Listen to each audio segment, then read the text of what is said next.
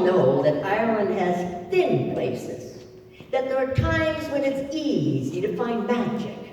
Well, there was such a time that there lived a woodcutter. He lived with his wife and his elderly parents in a little cottage at the edge of the forest.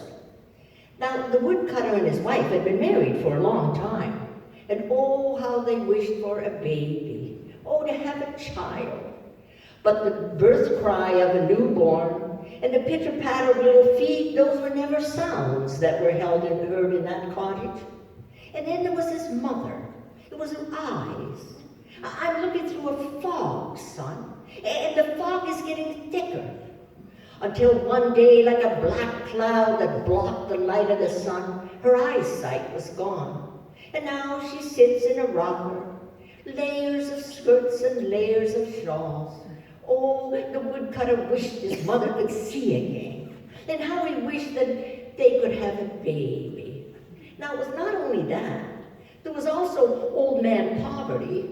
Old Man Poverty hovered around that cottage door, and sometimes there was a screechity scratch, and Old Man Poverty wanted to get right into that cottage. Ah, that was when the cupboard was bare. That was when the half cup of watered porridge left a pinch of hunger in their bellies. Oh, life was tough. Sometimes the woodcutter wanted to weep, but there was no time for tears.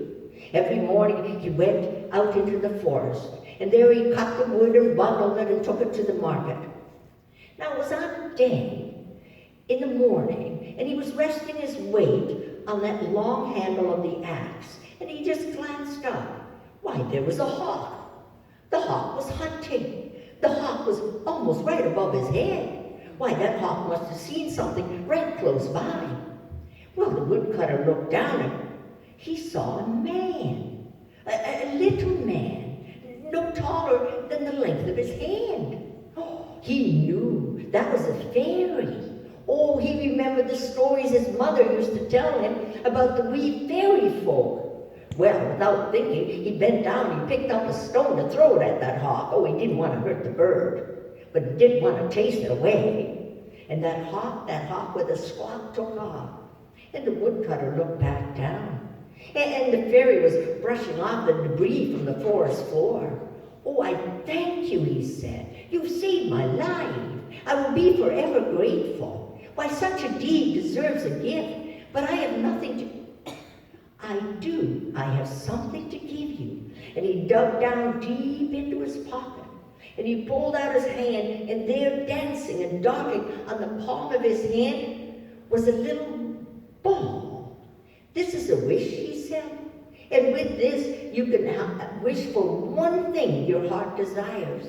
And when he passed that on to the woodcutter, and he put it in his calloused palm, he felt a warm shiver over his body. A wish. A wish. He bent down to thank the fairy, but the little man was already gone. His heart gave a leap. A wish. Oh, the places he would love to see. The foods he could eat. But then he thought of his family. Surely such a gift deserved to be shared. And so he wrapped his fingers carefully around that wish, and he hurried home. And he stumbled across the threshold, and he called his family together at the kitchen table. And he told them about the hawk and the fairy and the wish. Well, he barely finished his story, and his wife said, "Husband, do you not see? Why, we can have a baby." A baby.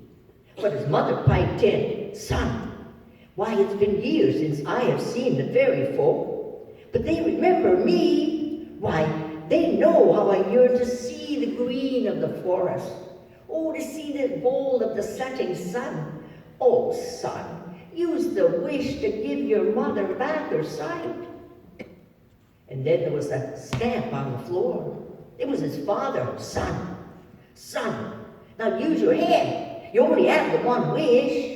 Why, winter's coming, and we don't always near freeze and starve to death. It's gold you should be wishing for, son. Gold, so we can have some comfort and happiness in our life. Oh, what to wish for? A baby. His mother sighed. more happiness and contentment. The woodcutter stood up and he marched out of that cottage door. And he walked through the forest, crossed the field, and up and down the hills, and he marched the day away. And he watched the sun fall down. And he watched the silver stars, thinking. He watched the sliver of the moon hanging in the night sky. And then he lifted his head up high, and there was a shooting star that streaked across the sky. And in that instant, he knew. He had an epiphany. He knew what he would wish for. Well, he hurried home, back, up and down those hills, and across the field and through the forest, and he stumbled over that threshold, and he called his family together. They hardly dared breathe. Oh, Shirley and baby, my sight, contentment. I wish, said the woodcutter, and he opened his palm and he gave a gentle, and there was a gold light that shimmered in the cottage, and they felt a warmth on their shoulder. I wish for my mother to see our baby lying here in a cradle of gold. And it was so. And it is said that it is so, and if you should be in Ireland, and you should come by a little cottage by the forest, with a new porch built on, and you hear the laughter and the joy out of that cottage, and you might even be just waved over and share a hot cup of tea, and maybe even an Irish hot soda bun. Well, they might tell you a story, and it might be this one, it might be this story. Yeah.